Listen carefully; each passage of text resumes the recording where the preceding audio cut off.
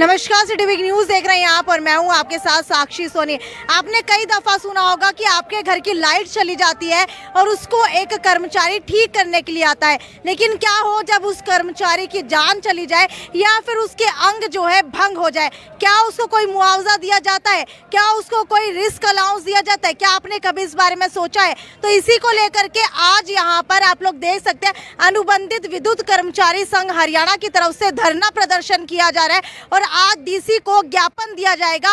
और इसके पीछे के भी कई कारण है, मुद्दे कई बड़े बड़े हैं, क्योंकि जो ये बिजली विभाग के कर्मचारी आपके घर के ऊपर आकर के अपने रिस्क के ऊपर आपके घर की लाइट सुनिश्चित करके जाते हैं कि आ रही है या नहीं आ रही है। अपने अंग गंवाने पड़ते हैं इनको इसके लिए, लेकिन उसके बाद भी इनको कोई भी रिस्क अलाउंस नहीं मिलता है। 58 साल की ये नौकरी कर लेते हैं, लेकिन उस चीज़ की कोई सिक्योरिटी नहीं होती है। 58 साल नौकरी करने के बाद इनको कोई पेंशन नहीं दी जाती है, और ये तो छोड़िए, जब ये रिटायर होते हैं उस समय भी इनको कोई राशि नहीं दी जाती है। तो किस तरीके से ये अपना गुजारा करेंगे और क्यों ये लोग अपनी जान खतरे में डालें? इसी को लेकर के आज यहाँ पर जितने भी विद्युत कर्मचारी हैं इनसे बात करने की कोशिश करते हैं। मुझे ये बताइए, आज आप लोगों की मुख्य मांगे क्या क्या है? सबसे पहले मैं अपना परिचय देना चाहूँगा। मैं रवि श्रीवास्तव, प्रदेश सह कोषाध्यक्ष अनुबंधित विद्युत कर्मचारी संघ। आज जो हमारा ये धरना प्रदर्शन है ये सरकार के खिलाफ है। सरकार ने एक अनुबंधित विद्युत कर्मचारी की हमारी मांग थी ठेकेदार को हटाने की, उस ठेकेदार को हटा के कौशल रोजगार निगम बना दिया है। अच्छी बात है, लेकिन उसके बाद भी अभी हमारी बहुत सी विसंगतियाँ हैं, जैसे वेतन की विसंगतियाँ हैं जो सरकार ने अभी क्लियर नहीं किया है कि एक लाइनमैन को एससी को कितना वेतन मिलेगा।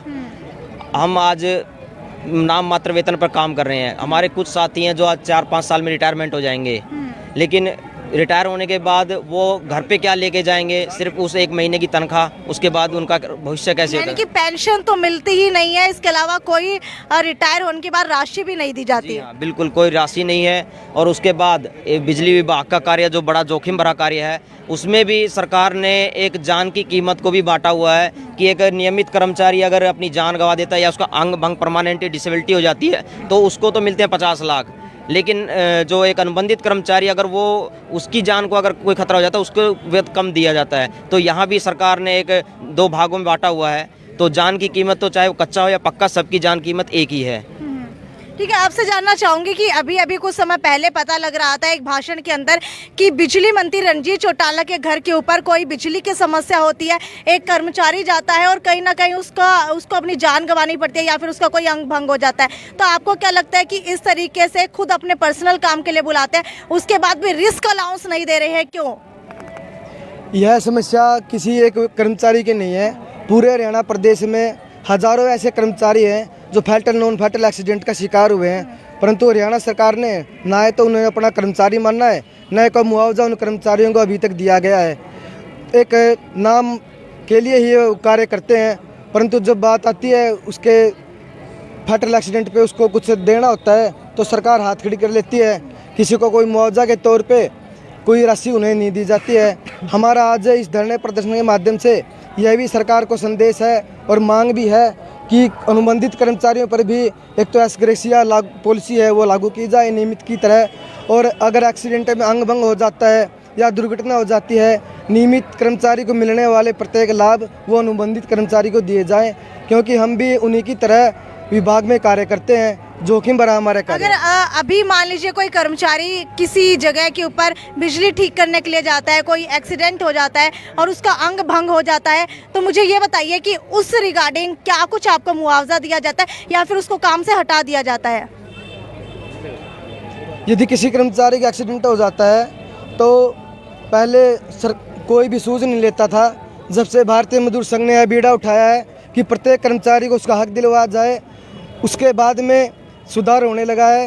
कर्मचारियों को फैटल नॉन फैटल एक्सीडेंट पे विभाग के द्वारा राशि भी दी जा रही है, परंतु यहाँ फील्ड स्तर पे अधिकारी है वो बदमाशी कर रहे हैं। सही रिपोर्ट, वो सही आकलन प्रदेश में नहीं दे रहे हैं कि किन कर्मचारियों का एक्सीडेंट हुआ है, क्या उसका नुकसान हुआ है।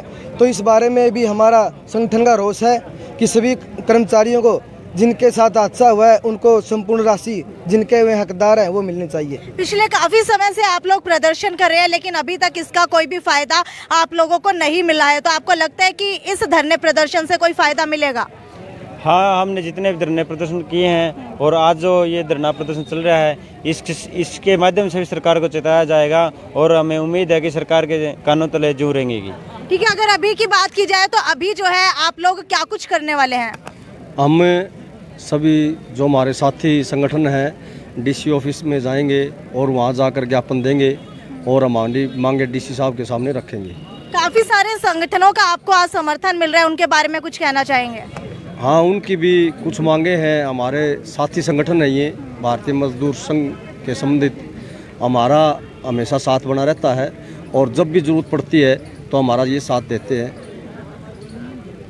ठीक है, तो आपको बता देते हैं कि आज जो भी बिजली कर्मचारी का प्रदर्शन है इसके अंदर काफ़ी सारे संगठन जो है वो भी समर्थन देते हुए यहाँ पर दिखाई दे रहे हैं। आप लोग देख सकते हैं कि मजदूर संगठन, किसान संगठन और सर्वोदय सिविल अस्पताल के अंदर जो भी कर्मचारी धरने के ऊपर बैठे हुए थे वो सभी संगठन जो है आज यहाँ पर आकर के इस प्रदर्शन को अपना समर्थन दे रहे हैं और सभी एकता के साथ एकजुट होकर के सरकार के खिलाफ लड़ाई लड़ रहे हैं, क्योंकि ये पहली दफ़ा ऐसी सरकार है जिसके खिलाफ इतने सारे संगठन रोड के ऊपर उतरे हुए। खैर, आपकी क्या राय है और आप क्या चाहते हैं वो नीचे कमेंट सेक्शन के अंदर लिख करके बताइए, क्योंकि बिजली विभाग के कर्मचारी एकमात्र ऐसे कर्मचारी होते हैं जिनके अंग जो है किसी भी वक्त भंग हो सकते हैं, लेकिन फिर भी वो आपके घर की लाइट सुनिश्चित करने के लिए 24 घंटे आपकी सेवा के अंदर तत्पर हमेशा आगे रहते हैं। खैर, इस वीडियो को ज़्यादा से ज़्यादा शेयर करना ना भूलें, क्योंकि अगर आपको अपने घर के अंदर 24 घंटे लाइट चाहिए और वो भी ठीक ठाक, तो इन कर्मचारियों का उसके अंदर बहुत बड़ा योगदान है।